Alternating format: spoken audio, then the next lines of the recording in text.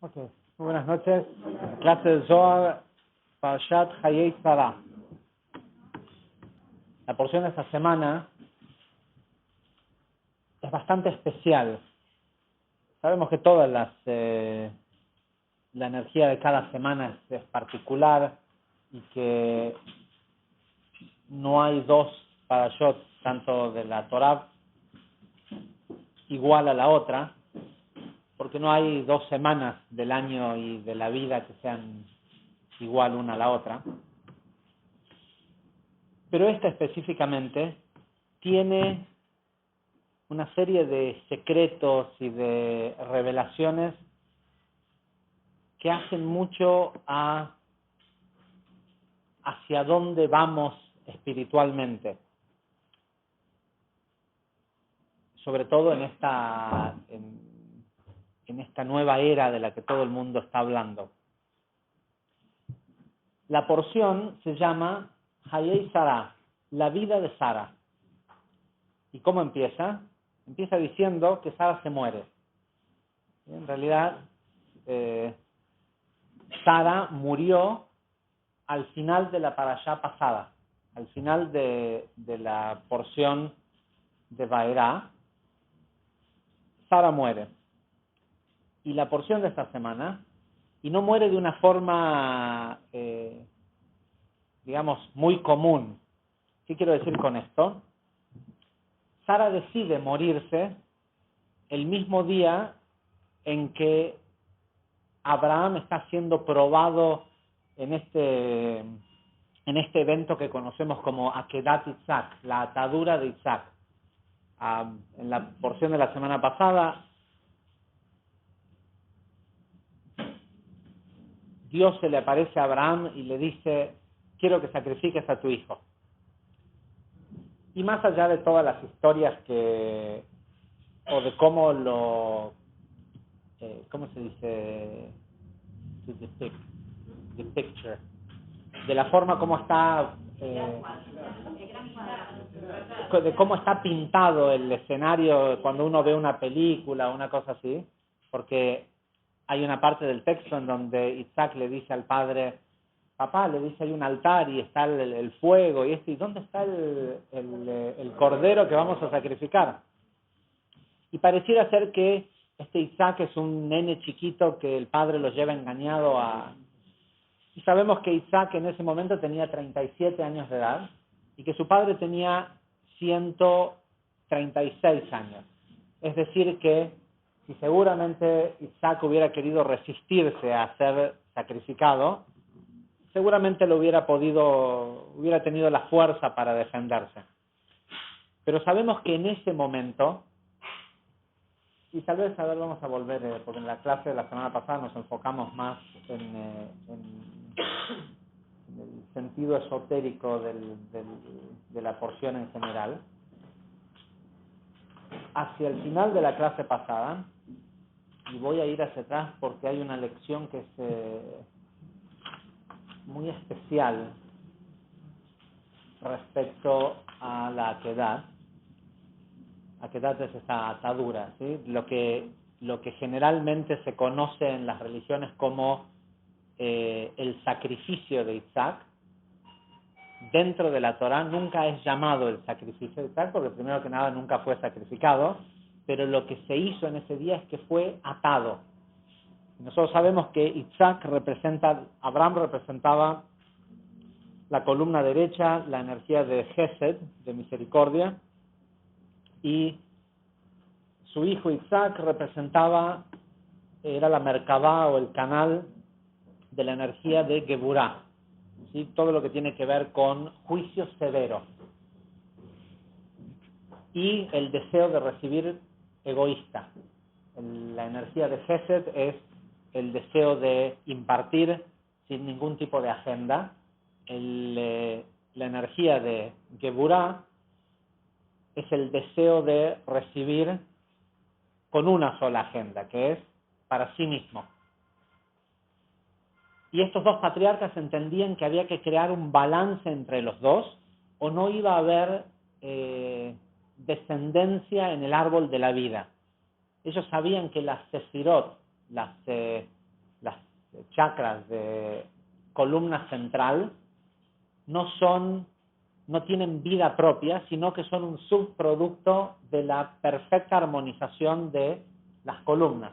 Es decir, la columna central no es algo que existe por sí mismo en el universo, sino que es el producto del balance perfecto entre la derecha y la izquierda.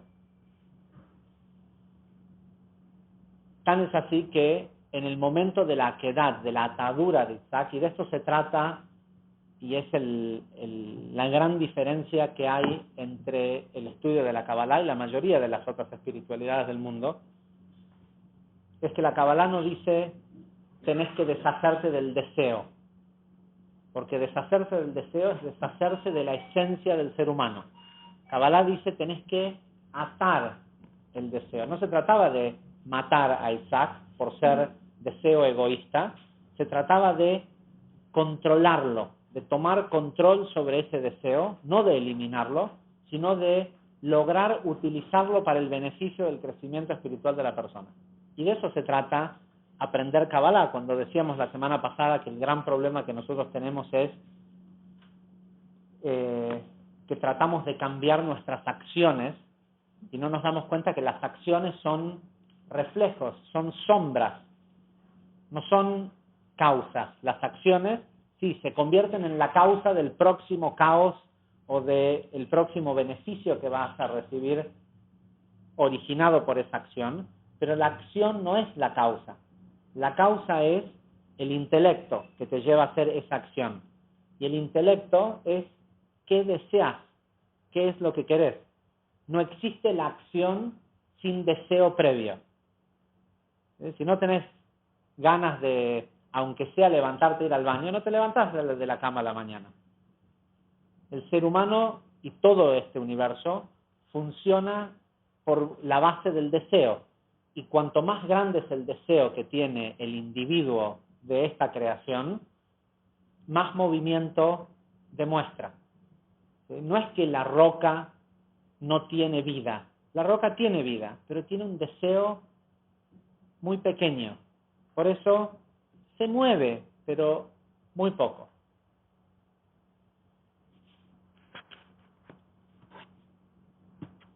De hecho, guarden esta información en sus mentes y en algún otro momento se enterarán de por qué lo digo. Hoy sabemos que el planeta Tierra es un organismo vivo, que late, que respira, ¿sí? Después, algún otro día entraremos en detalles.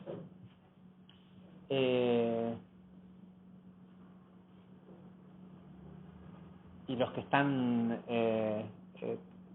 más interiorizados en las ciencias de la geofísica no piensen que estoy loco. Pronto va a ser fácilmente demostrable que esto es así.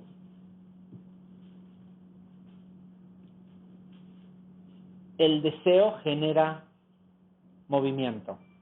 Si se mata el deseo, se mata a la persona, se mata a la esencia del ser humano. Y el propósito de nuestro crecimiento espiritual es aprender a controlar el deseo, ¿sí? El deseo egoísta. El cambio solo puede ocurrir desde el deseo. Si estás tratando de cambiar una acción, pero todavía deseas el resultado de ese cortocircuito, es decir, si estás tratando de si estás haciendo dieta y estás tratando de dejar de comer ciertas cosas como una acción, pero cuando las ves te dan deseo, estás trabajando en el lugar equivocado. ¿Sí? No se hace dieta no comiendo esas comidas, se hace dieta entendiendo que no deberías desear esas cosas.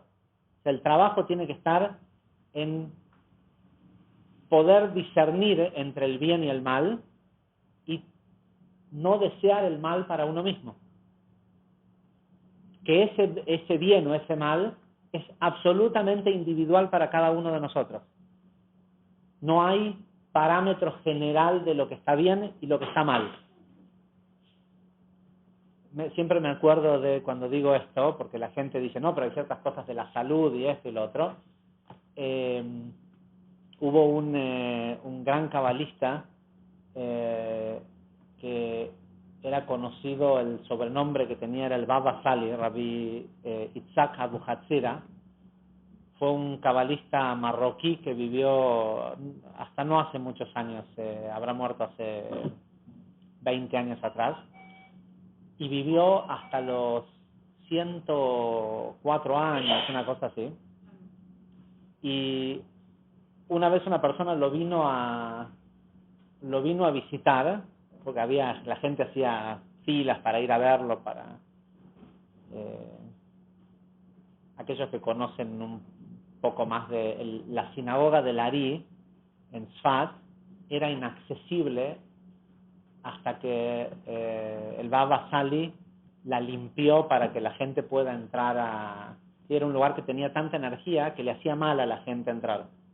Y después de que él meditó, tenía la particularidad que sabía escribir ciertos nombres, ciertas permutaciones de nombres de los nombres de Dios, y los disolvía en agua y te daba agua para tomar, y con eso curaba a la gente, curaba problemas que la gente tenía y demás. Y fumaba como una chimenea. Y vino una persona un día y quedó totalmente decepcionado y se lo dijo, le dijo, ¿cómo puede ser? Yo pensé que venía a ver a un gran maestro. Dice, yo que soy vegetariano, naturista, que me encuentro con un señor que me fuma en la cara. Y el Baba Sali le pidió disculpas por la situación y le dijo, bueno, ¿qué puedo hacer al respecto? Cuando se fue este señor, los alumnos de él vinieron a preguntarle dice, qué sé yo no le puedo explicar que lo que yo veo de él lo leo en el humo de los cigarrillos. ¿Sí? Dice, si él quiere pensar eso de mí, que piense eso de mí. ¿Sí? Pues también sabemos la grandeza de una persona está en qué tanto lo afecta que lo juzguen. ¿Sí? Cuando a nosotros nos juzgan y nos duele, lo único que nos duele es el ego. Si no hay ego, no hay nada que resuene contra ese juicio. Entonces, en este proceso de crear un balance entre las dos columnas, Dios le dice a Abraham que vaya a hacer este sacrificio, que por cierto no sé si saben que Abraham estaba decidido a matarlo a Isaac, decidido, incluso se le apareció un ángel y le dijo, no hace falta que lo hagas, y él dijo, no, a mí la orden me la dio, yo la escuché en la voz de Dios, y ahora viene un ángel a decirme que no lo haga. Puede ser que es para detenerme de hacer lo que tengo que hacer. Y de hecho, cuenta el Midrash que la razón por la cual Abraham no mató a Isaac es porque cuando los ángeles vieron lo que estaba por ocurrir, de que Abraham no le creía al ángel de que le estaba diciendo que no lo haga, dice que los ángeles empezaron a llorar y una lágrima de un ángel cayó sobre el filo del cuchillo y lo derritió y lo impurificó. Y cuando Abraham vio que el cuchillo ya no estaba kasher para hacer un sacrificio, se dio cuenta que tenía que detenerse. A todo esto, se levantaron temprano a la mañana, nos cuenta la historia, y se fueron a hacer este famoso acto. Sara se despierta a la mañana y ve que se fueron. Y cuando se da cuenta, Sara tenía un nivel de profecía que era realmente elevado. Cuando se da cuenta que ellos se fueron, sabe a qué fueron. Sabe inmediatamente qué es lo que está por pasar. Y se da cuenta que ellos ya están en la montaña y que si ella tiene que ir corriendo desde donde estaban acampando para presenciar ese momento, no llega. y ella no se quería perder la posibilidad de estar presente en el momento de la quedá. Entonces, ¿qué hizo? Se murió. Dejó el cuerpo y se fue para poder estar en el momento de la quedá. Y esto es algo que son estas cosas que son muy particulares. En la Torá o en el Zohar nunca van a ver que alguien que se muere dice antes de que estuvo enfermo o que estuvo... porque nadie muere de una enfermedad. Hay muchas personas a quienes en su proceso de dejar el mundo, por las correcciones que tienen que hacer antes de irse, y porque muchas veces cuando ese marco en donde vive la persona no le sirve más para su corrección, pero la persona no lo quiere soltar, la persona, el alma de la persona deteriora el cuerpo para que el cuerpo lo libere. Hay mucha gente, y a veces uno dice, sí, hay que ver cómo esa persona se aferra a la vida. Bueno, pero ¿se aferra a la vida para cambiar o para prolongar su agonía? Hablábamos, estaba ayer preparando la clase de este curso que vamos a tener el 14 de... Todos saben que el 14 de noviembre tenemos un curso de introducción a la Kabbalah totalmente nuevo de 4 semanas que se llama Ser y Vivir Libres. Y una de las... Y por cierto, sepan que cuando llegue a mi casa voy a cerrar la inscripción porque está desbordado el cupo hasta que no podamos reconfirmar la gente que ya se anotó. No sabemos si vamos a poder incorporar más gente. Si todavía están interesados pueden ponerse en una lista de espera y si vemos que... Pero tenemos un cupo máximo de gente por el espacio físico en el que va a ser y está al borde. Pero escribiendo la clase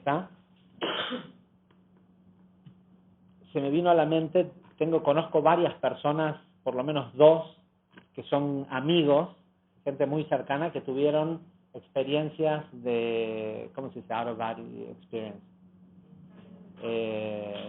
Cuando la gente, muerte clínica. Y en la muerte clínica la gente cuenta que pueden ver que el cuerpo está ahí y pueden oír lo que está pasando y piensan, che, qué macana, me morí, ahora qué va a pasar con esto y con lo otro, lo que sea. Y la gran pregunta es, ¿con qué piensan? ¿Y con qué ven? ¿Y con qué oyen lo que está pasando? Si el cuerpo y el oído y la vista, los ojos están cerrados y el cerebro está muerto, ¿cómo es que piensan y oyen y ven? ¿Sí? Porque nosotros lo hemos aprendido en las clases básicas en el curso inicial de Kabbalah, es que los ojos no es con lo que vemos. Los ojos son el filtro, ¿sí?, que nos permite solo ver una parte de la realidad. Los oídos no es con lo que oímos. El oído es solo el filtro que te permite oír a veces lo que te conviene oír, a veces lo que querés oír, y si escuchás, igual no viene con el subtítulo de lo que la persona está pensando cuando lo dice. ¿Sí? Tenés que creer que lo que quiere comunicar es eso.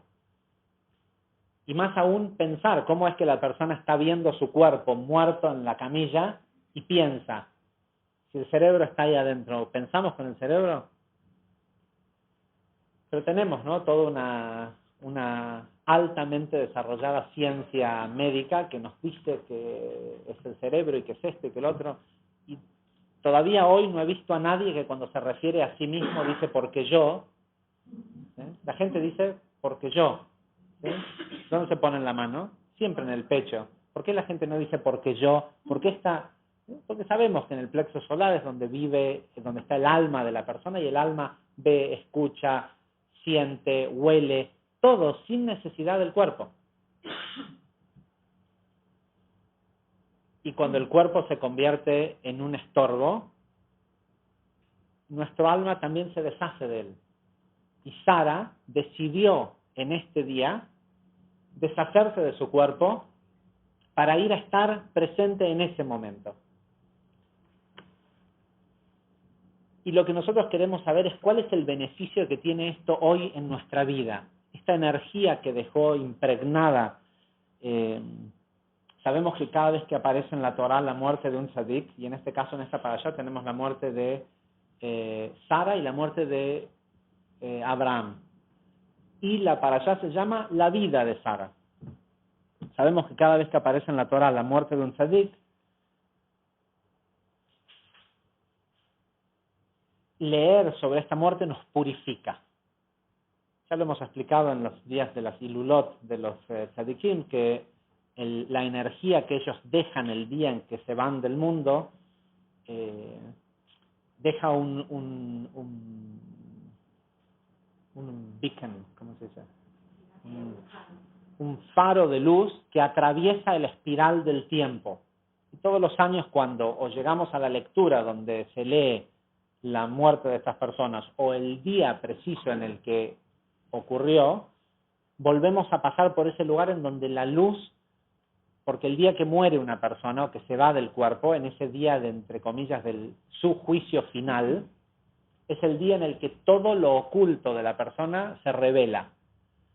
Para la mayoría de nosotros es un día problemático, porque quiere decir que todo lo que ocultamos, que generalmente son cosas malas que hemos hecho, se revelan. Para una persona que es un justo, que al revés oculta las cosas buenas que hizo en su vida, ya que sabemos que la regla dice que de todo lo que el hombre se acuerda, el universo se olvida, y de todo lo que se olvida, el universo se acuerda.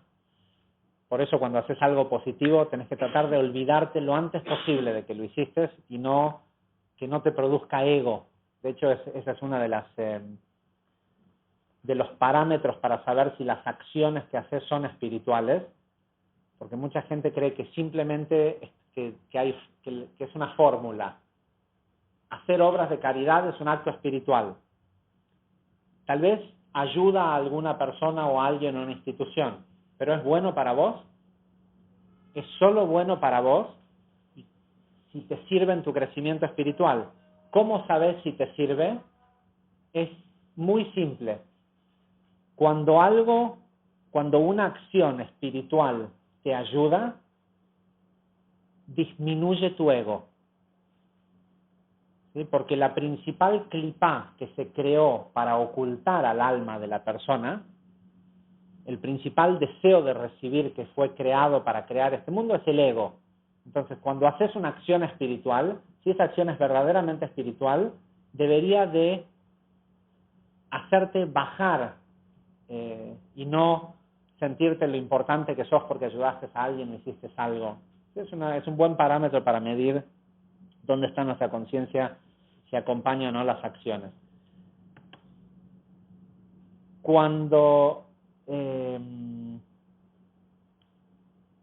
Y en esta porción tenemos estas dos aperturas, la muerte de Sara y la muerte de Abraham. Pero hay una cosa más en la energía de la semana. Todos los años, porque las porciones de Bereshit ya están ajustadas en el tiempo, por más que haya habido un año bisiesto, para cuando llegamos a esta altura, hubieron lecturas dobles que se hicieron anteriores a Rosh Hashanah. Todos los años, cuando tenemos esta lectura, tenemos la Ilulá, el día en el que se fue del mundo Rabbi Abraham Azulay, el día 24 de Heshvan, del mes de Escorpio, que va a ser el jueves a la noche y todo el día viernes de esta semana. Tenemos la posibilidad de conectar con la energía de Rabbi Abraham Azulay, que casualmente escribió un libro que se llama, la obra que lo hizo famoso, es un gran libro cabalístico que se llamó Gesed de Abraham, la misericordia de Abraham. Y la muerte de Rabbi Abraham Azulay está directamente relacionada con el lugar en donde Sara y Abraham están enterrados. Rabbi Abraham Azulay vivió en el año 1600, murió en el año 1640 de la era común, y Abraham y Sara, el patriarca, murió hace 4100 años. La historia de esta parashá, aparte es muy interesante ver que nos cuentan acá que se muere Sara, el amor de la vida de Abraham, y la Torá hace la salvedad de decir que Abraham lloró poquito por ella y que Isaac estaba demasiado ocupado para ir a su velorio. ¿Cómo puede ser que gente desalmada, cuando una persona llega a un nivel de entender que ese cuerpo no es la persona, ¿sí?, que la persona es el alma que está adentro, que temporalmente adquirió ese cuerpo, y la persona está en la capacidad de interactuar con la energía de las almas en cualquiera de sus estados? Tal vez Abraham lloró un poquito, en realidad dice el Zohar específicamente que la razón por la cual Abraham lloró es por lo que el mundo se estaba perdiendo, pero no por él.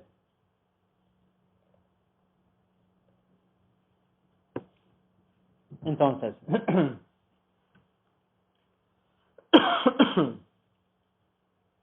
muere Sara, y la Torá empieza la porción diciendo lo siguiente.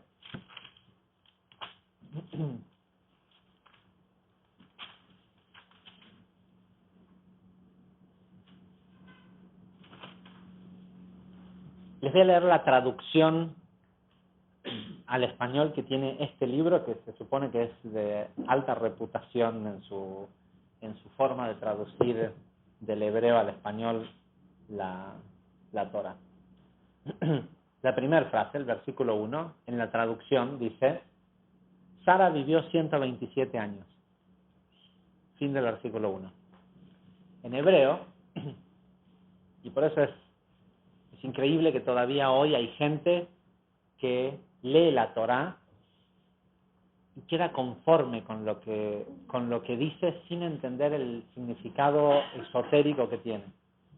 En el hebreo dice: Vayu hayei Sara, y fue la vida de Sara, Mea Shana, 100 años, en singular, ¿sí?, 100 años, Be'esrim Shana, y 20 años, Be'sheva Shanim, y 7 años, Shnei hayei Sara.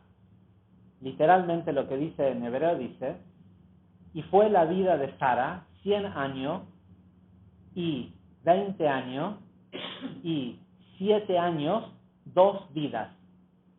¿Sí? Shnei hayei Sara, 2 vidas de Sara. El Zohar nos explica que esta idea de las 2 vidas de Sara tiene que ver con que hay una vida de Sara que es previo a haberlo tenido a Isaac, porque literalmente Sara nació sin órganos reproductivos. No es que no podía tener hijos porque no ovulaba o porque era irregular. No tenía órganos reproductivos. Pero cuando uno entiende que no hace falta los ojos para ver, ni los oídos para oír, ¿sí?, todo es posible. Incluso todo es posible y todo es revertible. Reversible. Reverbo. Revertible. No es de que todo puede cambiarse, todo se puede revertir, incluso la muerte. Y sabemos que lo leímos en parte de la clase de la semana pasada, cuando después de un cierto cambio tanto en los nombres de ellos como en su conciencia, logran tener un hijo. Y estas son las 2 vidas. Pero lo más interesante es este concepto de por qué dividir, por qué no decir que tenía, como dice la traducción, Sara vivió 127 años. Y listo, si eso es lo que en general es la idea que quiere decir.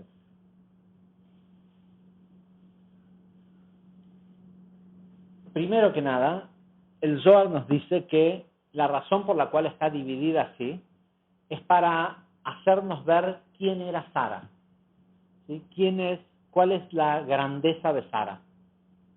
Abraham era la Merkabah o el canal de la energía de Gesed, ¿sí? De misericordia. Isaac de Geburah, Jacob de Tiferet, y así sucesivamente. ¿Alguien sabe qué sefirá representaba en la tierra Sara? Keter. ¿Sí? Sara, por eso muchas veces decimos Sara, la madre de todos. No es que es la madre de todos porque es la matriarca, la primer matriarca es energéticamente la madre de la humanidad, por decirlo de alguna forma. Porque, y cómo vemos, de dónde vemos esto, 100 años corresponde al nivel de Keter, porque son 10 veces las 10 sefirot, ¿sí? El 100º nivel dentro de los Parsufim del árbol de la vida es el nivel 100, y ese nivel 100 se conoce como Keter Sheve Keter, ¿sí? La corona de la corona.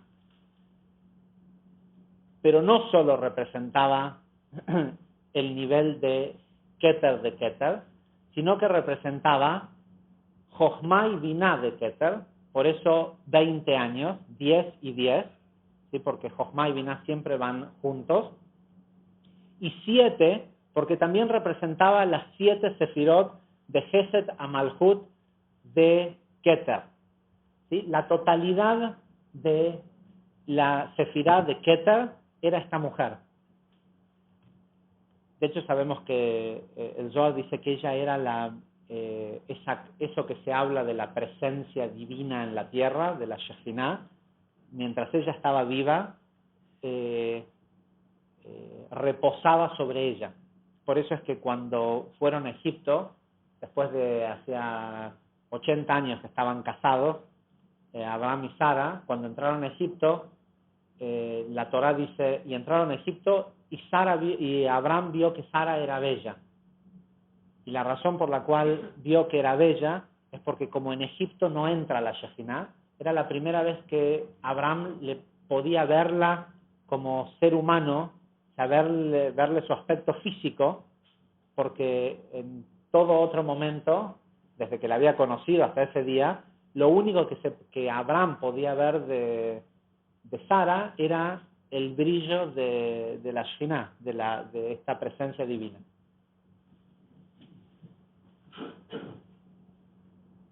La cosa es que Sara muere y hay que enterrarla, ¿sí?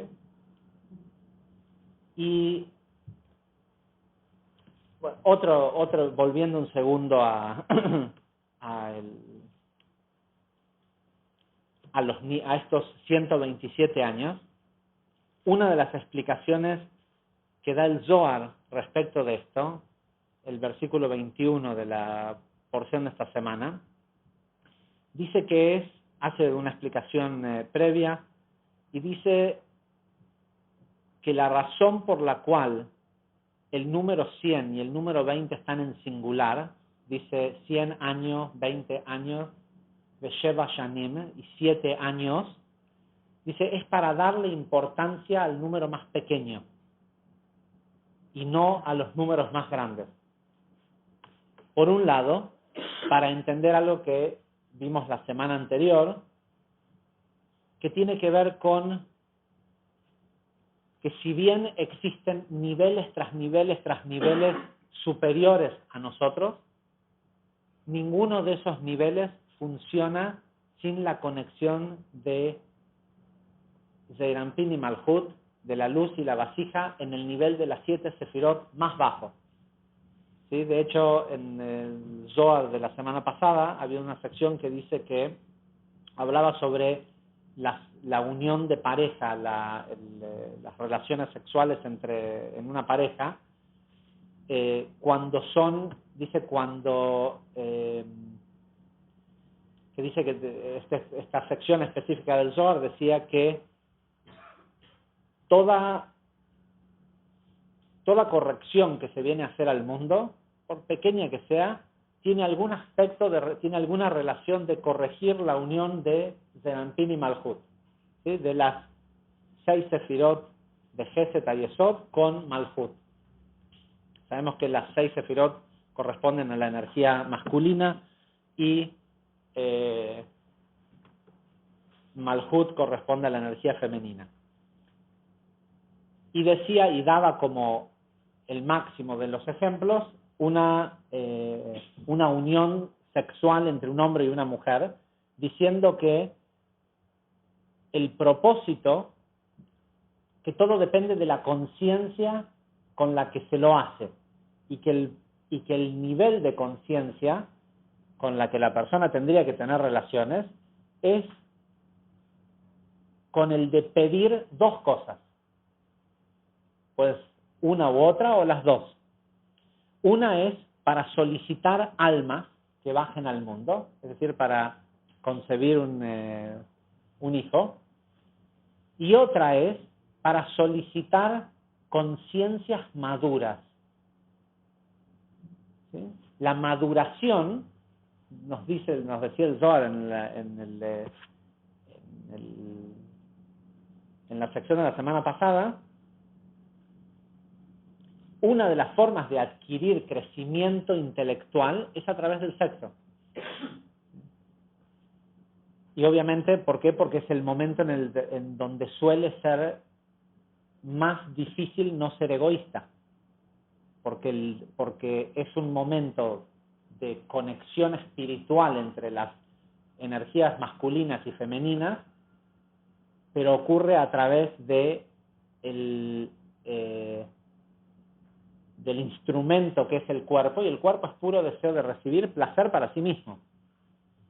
Solo se requiere solo a través del crecimiento de la persona y de la intelectualidad es que surge la idea de complacer a la otra persona y de preocuparse por el otro. ¿Sí? Cuanto más primitiva es la persona, seguramente más va a reflejar deseo egoísta en el momento de tener relaciones. Y decía el Zohar que no existen las uniones entre Jochma y Binah, y entre Jochma y Binah y Keter, y entre Keter y un nivel superior que se llama Atika, y entre ese y todos los niveles, ¿sí?, que van más arriba, si acá abajo no se está pensando en eso. ¿Sí? Es decir,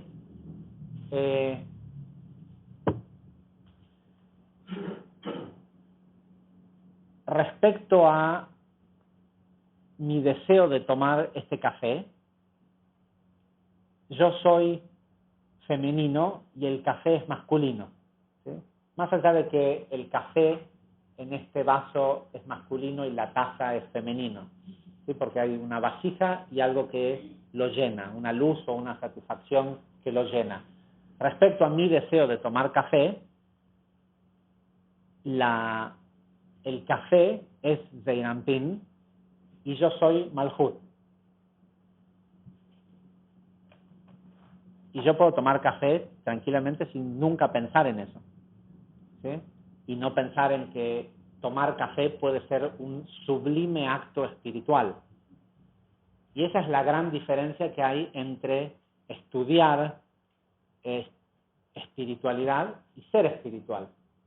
Porque de hecho, todo lo que existe en este mundo existe en Olam Atzilut, en el mundo de la emanación, del pensamiento de la creación, pero existe sin físico, porque esos son niveles metafísicos. Entonces, por decirlo de alguna forma, vamos a hablar de Abraham, que seguramente cuando tomaba café o lo que sea que tomaba, se acordaba de todo esto, hasta que no hubo un Abraham o una persona, quien sea que haya sido, que tomó café y se acordó de que esta unión de Zeirampin y Malhut, de que esto que está haciendo es una unión entre Zeirampin y Malhut y que tiene un propósito de corrección, de revelación de luz y no solo satisfacer el deseo del cuerpo, hasta ese momento, en los mundos de Atzilut, conocían el café y conocían que una persona puede tomar café, pero no sabían qué se siente tomar café. ¿Se entiende? O sea, uno puede tomar café, tener relaciones sexuales, ir a trabajar y ganar dinero. Todas esas cosas existen en el pensamiento de la creación, pero no es hasta que alguien acá abajo se da cuenta que todo es parte de la corrección que vinimos a hacer y que todo puede ser algo más que un simple acto físico, que esa acción no se convierte en parte de la corrección de este universo. Por eso es que antes de tomar o comer algo decís una bendición o lo que sea que te ayuda a entender que no se trata solo de satisfacer los deseos del cuerpo.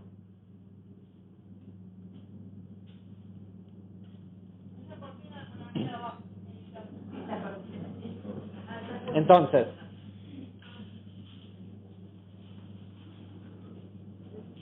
y esa es la importancia de lo que parece menos. ¿Sí? Esa es la importancia de lo que parece menos. Y muchas veces nos ocupamos mucho de cosas que parecen mucho más importantes y no le damos importancia a las pequeñas cosas que son las que hacen a la corrección. Y sobre esto, sobre la importancia de lo pequeño, en el versículo 21 hay una frase en el Zohar de esta semana que dice, feliz es aquel que se hace pequeño en este mundo.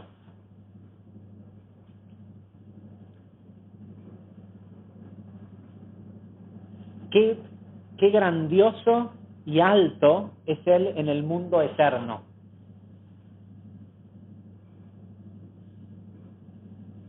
El jefe de la yeshiva, del lugar de estudio, habló sobre esto diciendo, quien sea que en este mundo se hace pequeño a sí mismo, es grandioso en el mundo eterno. Y aquel que se siente grandioso en este mundo es pequeño en el mundo eterno. Por eso está escrito, y la vida de Sara fue 100 años, ¿sí? 20 años y 7 años. 100 años, que es un número grande, está seguido por una palabra pequeña, que es la palabra año en singular. Ya que esos 100 años son disminuidos por los 7 años que son pequeños y sin embargo fueron de gran vida para ella.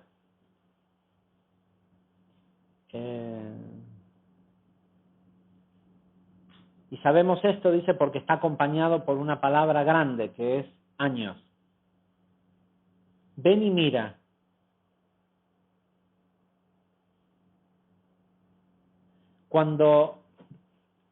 Ven y mira, dice, cuando el Creador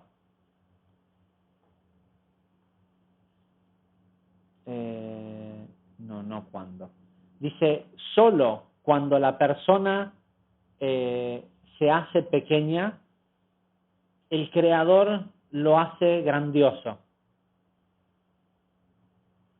Y a su vez, disminuye a aquel que él mismo se hace grandioso. Grandioso es aquel y feliz es aquel que se disminuye a sí mismo en este mundo. Porque él tendrá acceso al mundo eterno. Este concepto del mundo eterno no es la famosa corrupción religiosa del mundo por venir. ¿Sí? En la tradición judeo-cristiana nos enseñaron esta idea de que el que es ¿sí? bienaventurado, el que es pobre acá, porque en el cielo será rey en esto o en lo otro. ¿Y cuál es el mundo eterno? ¿En dónde está el mundo eterno? Acá. ¿Sí? ¿Dónde? En todos lados. El 99%, el mundo real, el 99% está acá en todos lados. ¿Quiénes lo ven? Aquellos que son, solo gente grandiosa lo puede ver. ¿Cómo se accede al 99%, al poder sentir, ver, saber que que el mundo es energía y no esto físico? Solo aquel que es verdaderamente grandioso lo puede ver. ¿Y qué lo hace grandioso? ¿Qué le da acceso? ¿Qué tanto se disminuye a sí mismo? Cuanto menos ego hay, cuanto menos lo puede herir las palabras de otra persona, cuánto tiempo perdemos y cuántas cosas no vemos, sobre todo en oportunidades que están enfrente nuestras, mientras estamos ocupados teniéndole bronca a alguien que me dijo algo que no me gustó, y ¿sí? ocupados en cómo lastimaron a mi ego. Si entendiéramos realmente que no hay otro enemigo, no hay nadie que desee hacernos daño tanto como nuestro propio ego, no hay ninguna otra persona. La persona que vos podés pensar que es el peor de tus enemigos no tiene ni una fracción del deseo de hacerte mal como tiene tu propio ego.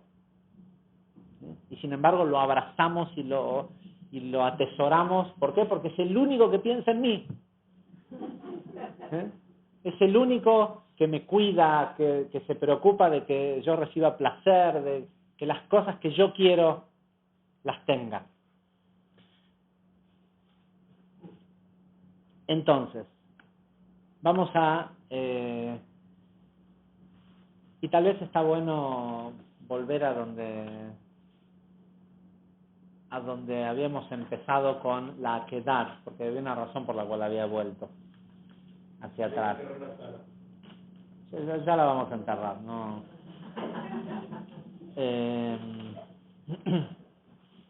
Al final de la porción de la semana pasada, cuando Sara murió y cuando bajaron del monte de hacer donde iba a hacer el sacrificio, la Torah dice lo siguiente: Abraham regresó después de que Abraham acababa de llegar, de haber hecho el acto primero el acto espiritual más importante que el mundo necesitaba, que era establecer la columna central. De hecho, sabemos que en el instante en el que Abraham estaba atando a Isaac, por haberlo atado, en ese preciso momento en el que murió Sara, nació Rivka, la esposa de Isaac, ¿sí? Que luego sería la madre de Jacob. Y dice el Midrash que si Isaac no se hubiera prestado a hacer a que esa energía sea controlada, Rivka hubiera nacido muerta, ¿sí? No hubiera sobrevivido el parto, porque por la única razón que ella había nacido, que iba a nacer, era para revelar la columna central que iba a ser su hijo Jacob. Termina de pasar esto, que es crearon para nosotros, para todas las generaciones futuras, la capacidad de hacer restricción y de corregir. Desde ese instante, en el mundo dejó de haber karma y empezó a haber tikkun. ¿Sí? Dejó de haber el sistema de simplemente sufrir la consecuencia de acciones anteriores y de vidas pasadas, para convertirse en un mundo en donde siempre antes de la consecuencia existe la posibilidad de corregir y de no tener y evitar el sufrimiento. De eso nada más que de eso se trataba ese momento. Bajan de ese momento así tan impresionante que, según dice el Zohar, fue la cúspide espiritual de Abraham. Y la Torá nos dice, Abraham regresó hacia sus asistentes cuando viajaron, no viajaron solos, había viajado con sus alumnos que se habían quedado abajo en la montaña. Y dice literalmente, Abraham descendió hacia sus asistentes y se levantaron juntos y fueron hacia Beersheba. Beersheba es el nombre de una ciudad, pero literalmente quiere decir los 7 manantiales. ¿Sí? Sabemos que los 7 manantiales se refiere al árbol de la vida, las 7 sefirot de Gesed a Malhut. ¿Qué quiere decir Abraham descendió? Está bien, tenía que bajar de una montaña, pero ya sabíamos que se habían quedado abajo. Es necesario decir que descendió. Y esto es un nivel nuevo de conocimiento que recibió Abraham a través de la Akedat Yitzhak, a través de esta acción que había hecho, que es la siguiente. No existe una forma mejor de enseñar a un alumno que sentirse inferior a ellos. ¿Sí? Que sentir que uno tiene menos mérito que sus alumnos. No existe Abraham entendió esto, que él estaba en la cúspide de la espiritualidad y que él tenía la posibilidad de sentirse, de creérsela, de saber a dónde estaba y quedar separado de sus alumnos, porque su conocimiento y su nueva experiencia los separaba, ¿sí? Un abismo entre lo que una persona está dispuesto de hacer por su crecimiento espiritual y lo que él había hecho. O, sabiendo cómo funcionan las leyes de causa y efecto y sabiendo que a nadie se le puede quitar un mérito que se ganó por derecho de conciencia, ni un mérito, ni un objeto, ni una energía. ¿Sí? Lo que es tuyo por derecho de conciencia siempre es tuyo por más que alguien se lleve su representante físico en este mundo. Si vos no lo soltás, siempre tiene que volver. Nadie le puede robar a alguien su derecho de conciencia, a menos que la persona lo entregue. ¿Cómo lo entrega la persona? Diciendo, uy, me robaron, me pasó algo malo. Conociendo esta ley y sabiendo que por disminuirse nadie le iba a poder quitar a Abraham lo que él había logrado, se puso por debajo de sus alumnos. En su mente, en su sentir hacia ellos, decidió sentirse que sus alumnos eran superiores a él. Y como esto no puede ser así, pero no se le puede quitar a alguien lo que se ganó por derecho de conciencia, de la única forma de igualarlos era darle a los alumnos lo que el mérito de lo que Abraham había recibido. ¿Sí? Es decir, uno puede tratar de enseñar verticalmente. Y el gran peligro que tiene la verticalidad en la enseñanza es que le da al alumno la excusa de decir, y él lo dice porque él está allá, y para él es más fácil porque está allá más alto. De hecho, la principal razón por la cual la gente necesita engrandecer a sus maestros es para darse la excusa de no tener que hacer lo que le enseñan. No es para sentir que tienen un gran maestro. Necesitan sentir que tienen un gran maestro porque eso les da la posibilidad de decir, bueno, si yo fuera ese tipo de alma y esa persona tan especial y esto y lo otro y lo que sea. Y después hay un montón de gente que es muy redituable haber sido puesto en la posición del gran maestro. Y una de las grandes lecciones de esta era es aprender a no juzgar por el envase. ¿Sí? Porque créeme que cuanto más larga la barba o cuanto más larga la túnica, sentí más desconfianza. ¿Sí? Porque la última vez que yo leí la Torá, en ningún lugar decía que para ser maestro de Kabbalah había que usar una barba así de larga, vestirse de negro y vivir en el 11. ¿Sí? Pero no saben cuánta gente, claro, en el mundo, sobre todo en el mundo judío ortodoxo, los grupos que enseñan Kabbalah, que son considerados como negocios, por decirlo de alguna forma, están muy identificados. Entonces, cuando la gente me escucha por la radio, porque tengo no sé si lo sigo teniendo, pero tenía hasta un momento una cierta audiencia de gente judía ortodoxa, al escucharme hablar, inmediatamente asumen que soy ortodoxo. Y sí, yo cuido Shabbat y Kashrut, o sea, hago las mismas cosas que hacen ellos tal vez, pero ellos esperan que yo me vista como ellos y que hable como ellos y que les pida a ustedes que sean como ellos. De hecho, he tenido gente que viene de golpe a una clase o lo que sea, o a un evento y me conoce y me dicen, ¿qué pasó acá? Entonces, con esto es importante tenerle cuidado a las personas que se ponen en pedestales de maestros.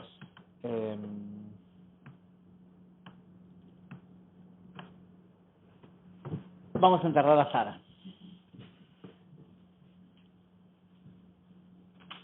Abraham, de hecho, la porción nos va a hablar de la vida de Sara. Todo eso habla solo una palabra, o sea, solo dice los años que vivió, pero nos dice que falleció en Kiryat Arba. ¿Sí? Kiryat Arba es el nombre de una ciudad que hoy se conoce como Hebrón, pero literalmente las palabras Kiryat Arba quiere decir la ciudad de 4. ¿Sí? Sabemos que este lugar se refiere a los 4 niveles, a las 4 letras del Yud Kei Vav Kei, porque ese lugar en Hebrón, específicamente la cueva en donde está enterrada Sara, que hay una transacción aquí donde Abraham compra esta tierra, ese lugar es el famoso lugar que la gente, es el túnel. La gente que tiene muerte clínica, que todos los que tuvieron muerte clínica dicen que ven el cuerpo y de repente sienten que los chupa un túnel y de golpe están caminando en un túnel a donde hay otra gente y hay luz en el fondo del túnel. En el Zohar, la verdad que no presté atención de buscarlo en dónde está porque está en esta para allá, nos describe literalmente que todas las almas que bajan al mundo y que se van del mundo pasan por la cueva de Macpelá, el lugar por donde están enterrados Abraham, Isaac y Jacob. Y por eso es que el Zohar dice que en este lugar los patriarcas esperan a las almas y que una vez que la persona cruza esa luz, ya no vuelve a ser el mismo. De hecho, hay muchos casos de gente que ha tenido muerte clínica que dice, pero yo crucé la luz. La gente que cruzó la luz y vuelve, quien vuelve no es el mismo que se fue. ¿Sí? Por eso habrán visto que hay mucha gente que después de operaciones traumáticas en donde hay, ¿cómo se dice? Heart failure. Que paro cardíaco y la persona queda muerta, aunque sea por algunos minutos, lo que sea, y después la persona se replantea la vida y ahora toma las cosas distintas y no, tengo que bajar un cambio, esto, lo otro. No es simplemente por el trauma de la operación. A veces puede ser porque las chispas de luz que vuelven a ese cuerpo no son las mismas, exactamente las mismas que las que se fueron. Son como nuevas encarnaciones sin tener que haber realmente muerto. Y vuelven chispas del nivel de Nefesh, que son las mismas que tenía antes, que son las que le dan vida al cuerpo y tienen las memorias celulares de las experiencias que tuvo en esa vida. Por eso es que igual se acuerda de cuando era chico y que esto. Entonces, hay que comprar un lugar a donde enterrar a Sara, y el lugar que se le ocurre a Abraham quiere ser dueño de el punto geográfico en el mundo por donde entra todas las almas al mundo, que es lo que se conoce como la puerta del Edén. Ahora, esto tiene que ser una tierra valiosa, ¿no? O sea, no es cualquier pedazo de tierra, es el lugar, metafísicamente, es el lugar más importante del mundo. Y evidentemente tener control sobre este lugar tiene que tener un cierto poder. Ahora, esta tierra no era de él, esta tierra era de Efrón. Y Efrón, casualmente, era la única otra persona en la época de Abraham que era tan rico como Abraham. Abraham era millonario. De hecho, parte de estos niveles, 100 años y 20 años y 7 años, uno de los secretos que hay detrás del tema de los años, tiene que ver con 3 niveles de conexión con la energía del todo que tenían los patriarcas. Después de la Akedat Yitzhak, dice, después cuando se va a morir más acá adelante en esa misma para allá Abraham, hay una frase que dice, Abraham zaken ba vayamim et Abraham ba'kol. Y los días de Abraham llegaron, o sea, se acabaron, se tenía que morir, y Dios lo bendijo a Abraham con todo, ba'kol.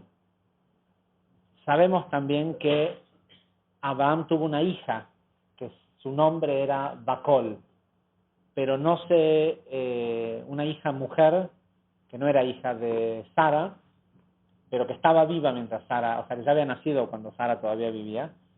Sin embargo, aparece más tarde esta expresión de Abraham fue bendecido con Bacol, y Isaac fue bendecido con Nicol, y Jacob fue bendecido con Col. Por eso es que cuando decimos en Birkat Hamazon, en la bendición que se dice después de haber comido pan, se dice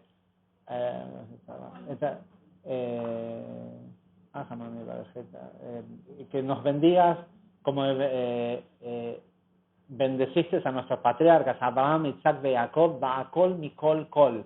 Es una expresión que no tiene ningún tipo de sentido literal, decir que me bendiga con todo, de todo, todo. ¿Sí? Es como... Y sin embargo se refiere a 3 niveles de tenerlo todo. ¿Sí? Es decir, realmente tenerlo todo. Quiere decir que todo lo que existe en el mundo me pertenece. Por eso no me importa que todos los demás tengan de todo. Porque porque la energía que está en esas cosas, yo también la puedo disfrutar sin necesidad de quitarle nada a nadie. Y generalmente porque la mayoría de la gente del mundo no está en esa conciencia y la fisicalidad de este mundo requiere de que alguien conecte con su energía interna, busca personas que tengan ese nivel de conciencia para revelarse en la vida de ellos. ¿Se entiende? Ese auto que vale cientos de miles o a lo mejor $1.000.000, que tiene una gran cantidad de energía invertida en cómo fue hecho, en diseño, en energía, ¿sí? Valor agregado, o sea, energía humana puesta en pos de generar algo físico, toda esa energía, trata de buscar gente que pueda realmente revelarla esa energía. Con lo cual, busca afines. Y cuanto más una persona está en la conciencia de sentir que no envidia nada de nadie, porque él ya lo tiene todo, más esas cosas físicas que la mayoría de la gente egoísta quiere en su vida, más se acercan hacia este otro tipo de personas. Porque buscan revelar su energía interna. El hecho de que una persona genere su dinero ilegalmente y que eso pueda traer ciertas consecuencias, como que la mayoría de estos tipos terminan muertos a muy joven edad y con sus familias asesinadas y todo, cual sea que fuera el ticún que tiene eso, no tiene nada que ver con que puedan ser imanes para el dinero. Porque si vibran lo que vos podés imaginar y vivir en tu mente, podés manifestar en tu vida. Bueno o malo. Esta gente son grandes vasijas. Estos narcotraficantes no son gente con pequeño deseo. ¿Sí? No son ni la roca, ni el pastito, ni una persona común. Son gente con tremendas vasijas que eventualmente, cuando corrijan ese deseo, seguramente van a ser grandes maestros y grandes tzadikim. Ese tipo de almas corregidas son grandes vasijas. Ahora, que las cosas negativas que hacen les traigan consecuencias y tikkun y todo eso, no cambia. O sea, si una persona de esas, que es sumamente negativa, agarra este vaso y lo tira, ¿las leyes de la gravedad no le aplican igual a él que a cualquier otra persona? Si mete los dedos en el enchufe, ¿le da electricidad igual que a cualquiera? Si puede imaginarse y ser una gran vasija y vibrar en la frecuencia de la luz del dinero, también lo pueden tener, aunque sea un asesino por otro lado. Porque las leyes son perfectas y operan por sistemas de reciprocidad, no por moral. ¿Sí? Entonces, la persona sí, por todas esas cosas negativas que hace, seguro tiene una consecuencia y de hecho mueren a los 20 años asesinados y todo con un warehouse, ¿sí? Con una, ¿cómo se dice? Con un depósito del piso al techo lleno de billetes de $100 en efectivo. ¿Sí? No sé si vieron el documental ese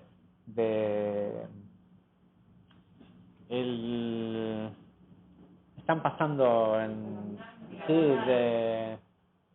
el famoso jefe del cartel de Medellín, ¿cómo se llamaba? No, Escobar. En uno de los allanamientos que le hicieron, le encontraron un depósito, un depósito así como esto, 30 metros del fondo hacia acá, del piso al techo, lleno de billetes de dinero en efectivo. ¿Sí? ¿Sí? Entonces, una gran vasija, sin duda. ¿Cómo? Gran deseo. Por eso también están dispuestos a matar y a hacer lo que sea, por eso. Pero esos grandes deseos eventualmente van a ser corregidos y nos guste o no, un día también vamos a aprender de ellos. De hecho, hoy podríamos aprender de ellos cómo se hace para hacer imanes del dinero. ¿Sí?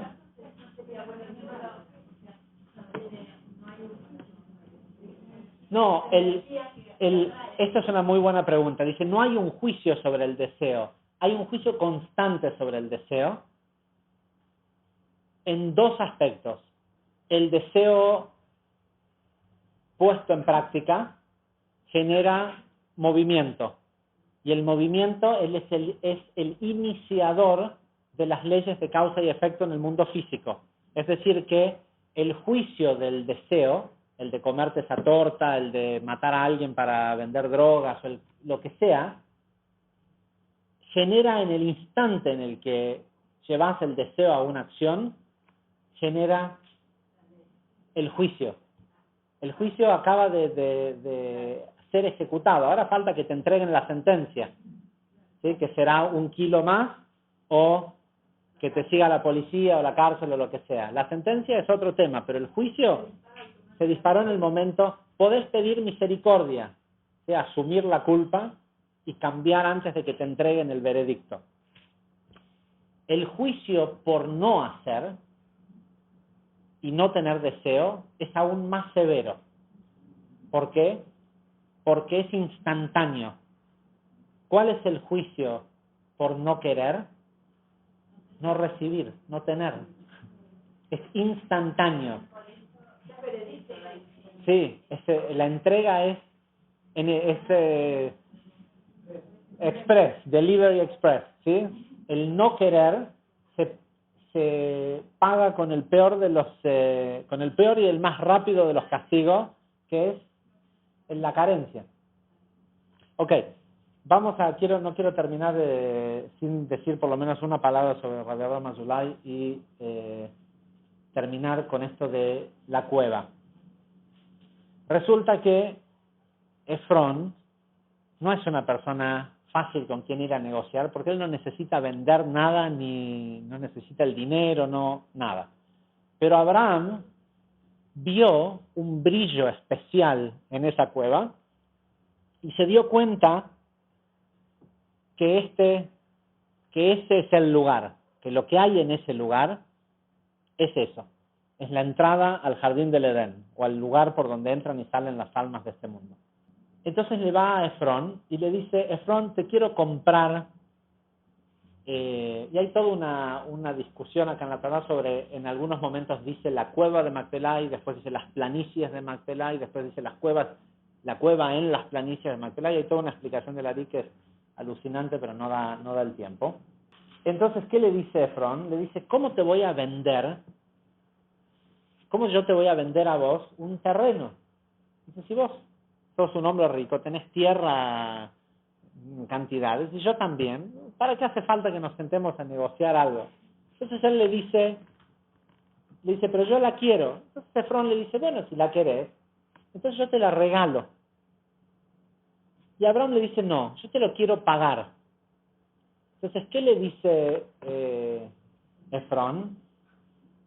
Efrón le dice, aparte Efrón le dice a Abraham, le dice: oíme, nosotros sabemos que vos sos un príncipe del rey, ¿sí? Refiriéndose a Dios. Dice: en mi tierra nunca se te va a negar ni a vos ni a nadie de tu familia sepultura. Entonces dice: ¿para qué necesitas que te la venda? Usala, es tuya. Pero Abraham insiste que la quiere pagar, y Efrón le contestó diciéndole, le dice: Adoní Shemani, le dice: mi amo, escúchame, dejemos de discutir por una tierra que no vale más de 400 shekels. Y Abraham dijo: ok, ese es el precio que él quiere por la tierra. No es que no vale nada la tierra para él. Si eso es lo que él quiere, eso es lo que yo pago. Sin embargo, le dice: Arba'a mea shekel kesef.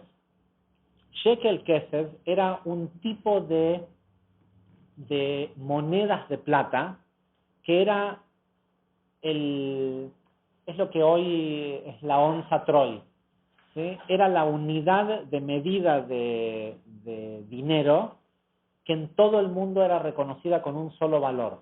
No era, sí, es como que ahora le diga: ¿qué es para mí una tierra? Y digamos que estamos negociando un lotecito acá en Barrio Norte, y yo te digo: ¿pero qué es para mí un pedazo de tierra que no vale más de 400.000 francos suizos?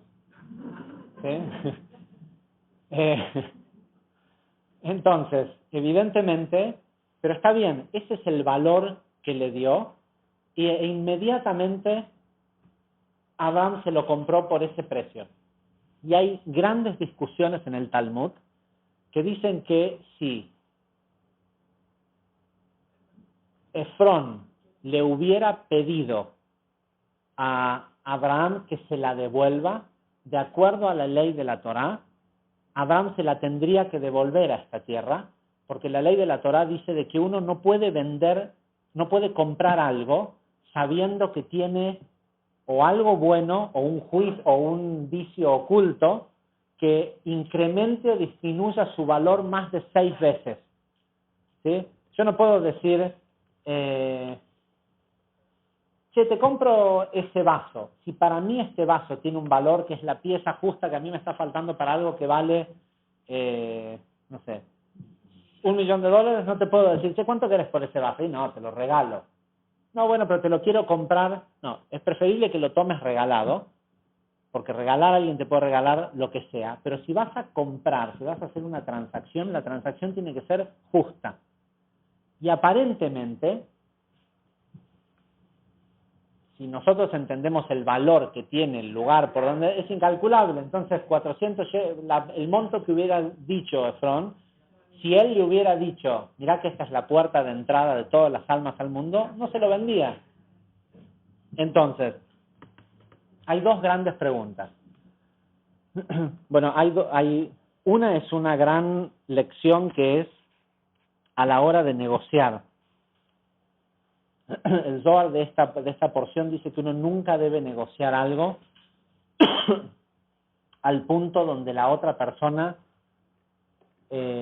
sienta que no tuvo más alternativa que darla por ese precio, por una situación X, pero que no esté contento con el precio con el que lo está vendiendo.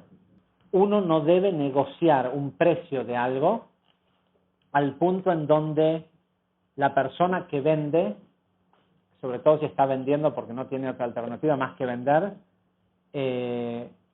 no se quede conforme con el precio que recibió. Para el que compra, es preferible no tener una pertenencia que no fue transferida por Kinyan, se llama esto. Cuando una persona vende algo, vende la parte física de ese algo. Y nosotros lo que queremos de las cosas es la luz, no lo físico. Si la persona se quedó apegada a eso, le compraste, por toda esa plata que pagaste, solo el 1% de lo que esa persona tenía para vender. El otro 99%, que es el que a vos te va a dar satisfacción, solo se recibe cuando la otra persona lo entrega. Y de la única persona que alguien entrega un bien es si siente que recibió la justa medida a cambio. ¿Sí? Entonces, todo aquello que crees que es grandioso, cómo negociaste y cómo conseguiste, si la otra persona no cedió los derechos espirituales de esa pertenencia, no tenés nada. Compraste un 1%, que es la parte que se degrada. No compraste el mundo eterno, que es la energía que dura para siempre. Tan es así que en esta transacción, inmediatamente después de esta transacción, cada vez que aparece el nombre de Efrón, que solo es una vez más, una o dos veces más, aparece escrito distinto. Aparece escrito con una letra Vav. Se le agregó la O de Efrón, que antes era un puntito, ahora hay una letra adicional. ¿Y cuál es el valor numérico? ¿Cuánto vale Efrón, la palabra Efrón? 400. ¿Sí? De hecho, la única transacción verdadera donde se había llevado todo lo... Es más, ahí el año pasado, explicando esta misma para allá, no sé si se acuerdan, explicamos sobre los 400 niveles que se conocen como la puerta por donde pasan los tzadikim, por donde pasan los justos. Efrón, a través de esta transacción, de esta venta, consiguió el mérito que toda la riqueza y todo lo que había tenido anteriormente no le había dado, de lo que le dio a cambio Abraham fue la llave a los 400 niveles, a las 400 puertas que se le pueden abrir a una persona cuando deja este mundo, si se fue con el trabajo cumplido. Pero la gran lección de esta parashá es por qué Abraham veía ese brillo en la cueva de Macpelá y Efrón no. Porque si Efrón lo hubiera visto, no lo hubiera vendido. Y eso es algo que lo hemos dicho miles de veces, pero es importante recordárnoslo todo el tiempo, porque espiritualmente las cosas solo brillan a su verdadero dueño. ¿Sí?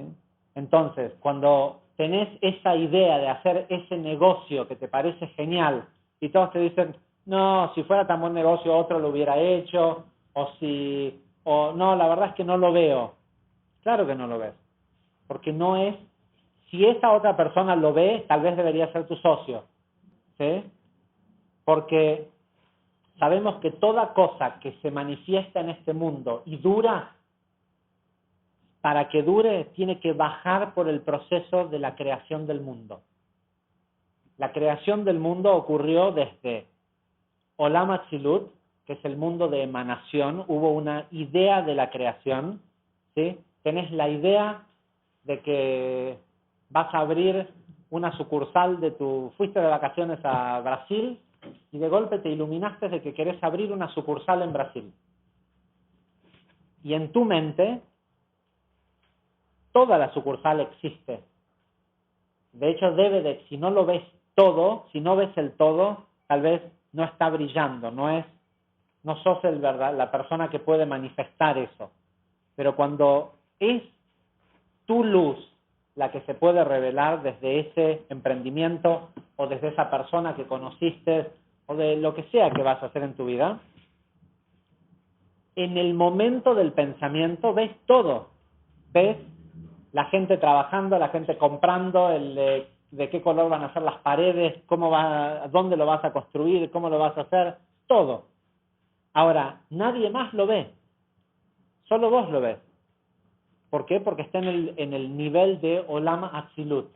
Es una emanación, es una idea. Y sabemos que Olam Atzilut corresponde a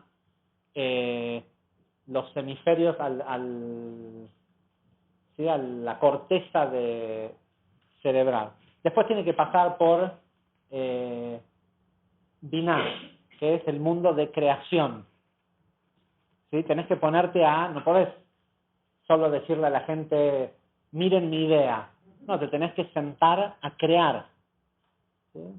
Después tenés que pasar por el proceso de forma, y estás creando, el proceso creativo todavía nadie lo ve. Y sin embargo vos ya hiciste toda una evolución de ese negocio, de esa cosa que vas a hacer, y nadie lo puede ver. ¿Por qué? Porque está en un plano metafísico. Después viene Zeirampin. Por cierto, Olam Atzilut corresponde a Jochma, que es el cerebro o la sabiduría, y en la cara los ojos. Por eso uno dice, sí, lo veo. ¿Cómo lo ves? Tus ojos están viendo gente sentada enfrente tuyo, pero ves la imagen de un negocio funcionando. ¿Cómo es que lo ves? Porque no lo estás viendo con el filtro que son los ojos, lo estás viendo con tu verdadera visión. Después desciende a Binah. ¿Sí? Binah tiene que ver con el proceso creativo, que es ponerse a pensar cómo lo vas a hacer, qué personas necesitas, todo esto, pero no es físico. Después viene Olam Yetzirah, que es el mundo de formación. Que por cierto corresponde al cuerpo del ser humano. ¿Sí? Necesitas empezar a hacer acciones, y ahí es cuando a todo el mundo se le pincha el globo y dice, hay que trabajar para... ¿Sí? Hay que entender que no es que la gente le tiene miedo al trabajo. Una de las formas de saber que la idea es buena es si el entusiasmo se va. Si en el momento en que baja a Olam Briah, que es el mundo de formación, y empieza a cobrar fisicalidad, decís, pero esto es un mundo, todas las cosas que hay que hacer, entonces es una buena idea. Cuando la fisicalidad te hace poner... ¿Por qué se enfría? Porque empieza a hacerse densa la idea. Pero eso quiere decir de que se está empezando a crear. Se está sola formando y vos tenés que seguir el proceso, ¿sí? No desconectarte de la idea original. En Kabbalah decimos que cuando muere el árbol, cuando se desconecta de la semilla. Entonces la semilla es la idea original y ahora se está formando. ¿Sí? Y no crece de un día para el otro, pero mientras no te olvides de la semilla y no te vayas de la primera y verdadera intención que tenía el negocio, que seguramente era en tu mente hacer alguna cosa grandiosa y divertida y que aparte te dé plata, o en cualquiera de los órdenes, pero en ese orden, mientras que no, en el proceso no empieces a tratar de satisfacer tu ego probando que tal persona está equivocada y que tu negocio es mejor y que y distraigas tu energía en cosas que no estaban en la semilla, se va a formar. En el momento que empezás a distraer energía en cosas que no estaban en la semilla, empieza a desconectarse el negocio de la semilla y a veces se funde antes de abrir. ¿Sí? Cuando termina siendo una lucha de poder y con un montón de cosas que no es la semilla. Y finalmente viene Olam Asiá, ¿sí? Un día que también tiene que ver con las piernas. Un día, que es el mundo de las acciones, un día tenés que ir y abrir la puerta y dejar que los clientes entren. Y una de las aperturas cósmicas que tenemos esta semana es pedir ver cuál es la luz que nos pertenece y cuál es la que no. Y a veces para poder ver cuál es la luz que nos pertenece, hay que estar dispuesto a deshacernos de las que no. ¿Sí? De cosas que tenemos y que seguimos agarrados porque no las queremos dejar ir. Por más que sabemos que estarían mejor en otro lado o con otra persona o en otra situación, pero nuestro egoísmo no nos deja soltar. Muchas veces ese es el bloqueo que no nos permite ver las luces que son únicamente nuestras y que solo nosotros podemos revelar. Por otro lado, la energía de la Ilulá de Rabbi Avraham Azulay, el día viernes, les recomiendo que el jueves a la noche prendan una velita de esas que dura 24 horas e inviten a la energía de Rabbi Avraham Azulay a sus vidas. Rabbi Avraham Azulay es la única otra persona que no es uno de los patriarcas que está enterrado en la cueva de Macpelá. No porque lo enterraran ahí, sino porque Rabbi Avraham Azulay era el